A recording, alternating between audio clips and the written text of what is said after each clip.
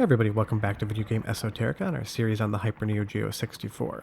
Today we're taking a look at Fatal Fury, Wild Ambition, and it is my favorite fighting game on the platform, for sure.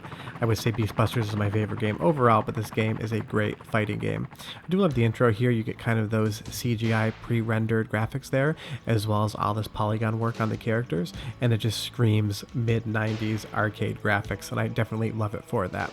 But presentation-wise, the game has a lot going for it. It's got some really good characters and the polygons that make them up, and it has some excellent 2D background work, even better than what the Neo Geo MVS could throw around, and I think this is a great example of what the Hyper Neo Geo 64 was really good at, combining 3D visuals with really excellent 2D sprite work to come up with a game that feels really enjoyable to play and to look at. Interestingly enough, this is the only game that was ever ported to a home console. This came out on the PlayStation 1, and granted it was a huge graphical downgrade compared to the Hyper Neo Geo 64, it is an interesting aspect that you can actually play this game at home. It's weird that SNK didn't port some of the other fighting games to home consoles, but this game was reviewed very poorly on PlayStation 1, so it's quite possible they gave up on porting from there. So we have the first round here, and I always play as Mai. At least to start, you will see some other characters, but she is my go-to in all the Fatal Fury games, as well as a lot of the King of Fighters. But we have this really nice 2D background, looks like the Serengeti. You have the sun, rippling in the background there. You have that bull drinking water.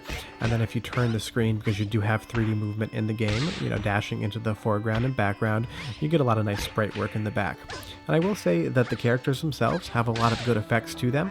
Mai's, little tail there on her dress moves around, so you have a lot of flowing animations, and I think this shows that SNK was quite capable of doing 3D games. This game, to me, feels great. Now, it definitely feels a little slower than the Fatal Fury games on the MVS and AES. Your characters move a little slower, they feel a little bit more floaty in the air, so it definitely feels a lot different.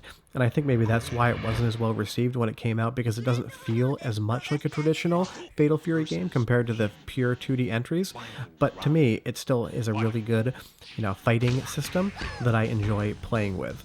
And this background here, you have all those different character sprites in the back, and they're all, animated, they're doing different things.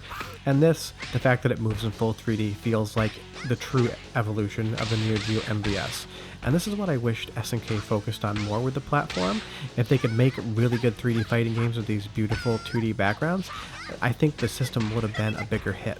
And I don't know if it was just because, arcade reviewers and people in general were so used to SNK being a 2D company that they didn't want to like these 3D games. Because when Street Fighter went into 3D too with the EX series, those were also not reviewed very well, but they're decent games. And I think there is a slight prejudice for 2D games going 3D in the 90s.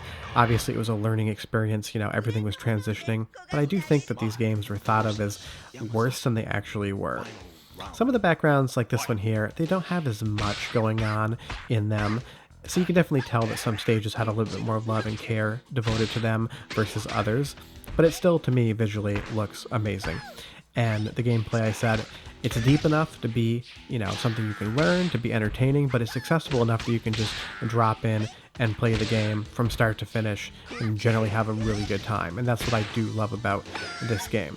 The Samurai Showdown games play a lot slower than Fatal Fury, and I do like the speed in fighting games more than I like that methodical, slow aspect of gameplay. And Briki 1 is an amazing game, but it's completely, far and away different than something like this game, that it feels like a completely different genre. And you'll see there I do take my first loss. The game is challenging, but it doesn't beat you up too badly.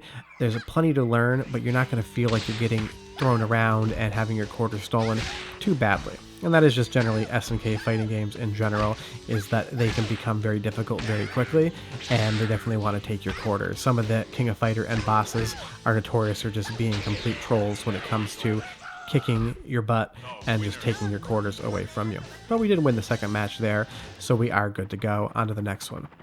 And we get these little stories in between. The game does have a story, it is quite loose, but it does change slightly depending on what character you use. There are more than one story element in the game. So if you pick Terry, for instance, you're going to get a little bit different of a background of a story involved here. But I do like that basically you have the 3D models on these 2D sprite work. And there comes Geese coming out of his helicopter, something you saw from the intro with a little bit different look. And I will say that all that polygon work looks really nice. And now we're into a My Mirror match. I'll let you watch this match, and I'll come back to talk more about the game after it's over, but enjoy some of the soundtrack because it is quite good. Final round. Fight.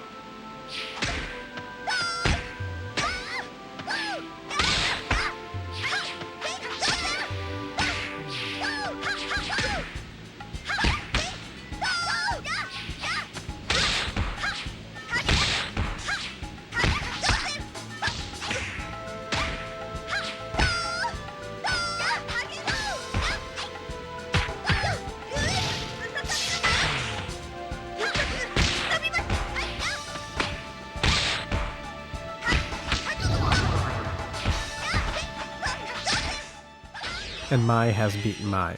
I do like a mirror match in a fighting game. It shows you how the computer would play your character versus how you would, so it's definitely, from a technical aspect, interesting to see how SNK thought you should be playing versus how you are playing. And now we're moving on to fight Andy in Norway, and this is another stage that's visually interesting. You have the Aurora Borealis in the background, but not a ton more going on, and it just seems that some of the stages had more love than others.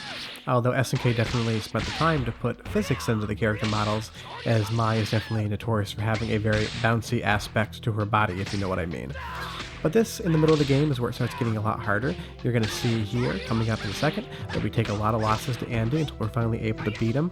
And midway through the game, like all SNK games and all fighting games in general, they suddenly become much more difficult to beat than those initial stages.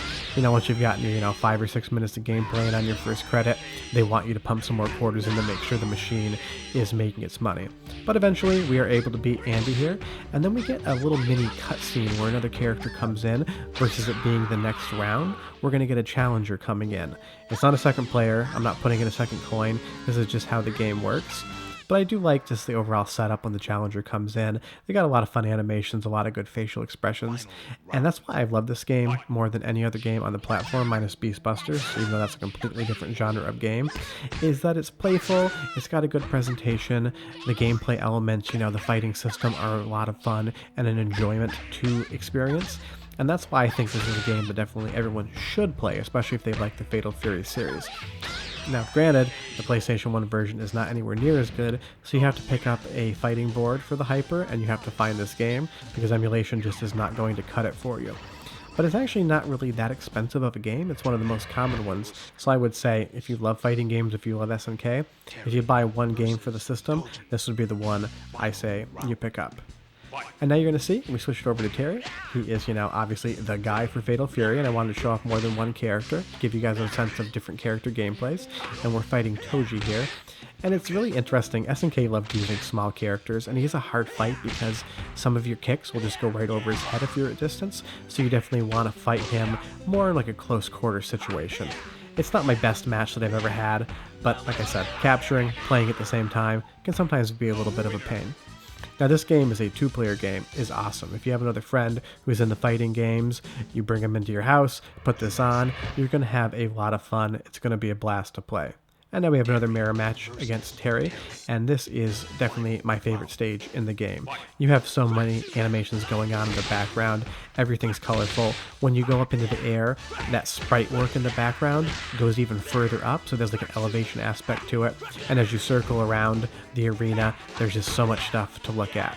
And that's what I wish this game had done consistently from start to finish, was to keep all the backgrounds like super animated, colorful, with a lot of things going on, because I think that's what SNK did better than any company, maybe even Capcom, was to make the backgrounds super visually interesting to look at.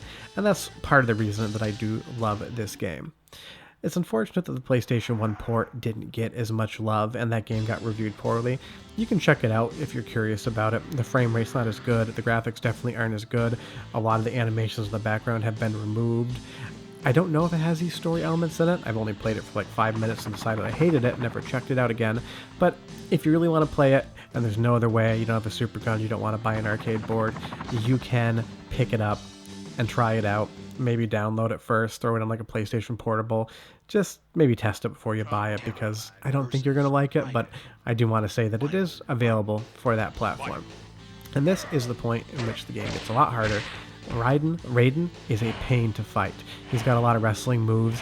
He's got this Looks like he's spitting acid from his throat or his mouth. I don't really understand what's going on there, but it's a ranged attack, and he just mops the floor with me time and time again with these combo moves. Breaks my arms, slams me down. They take a whole ton of the life bar.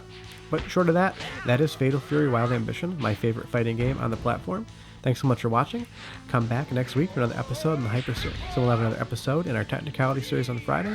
But short of that, thanks so much. We hope you have a great week, and we hope you enjoyed the episode. We'll see you next time. Bye-bye.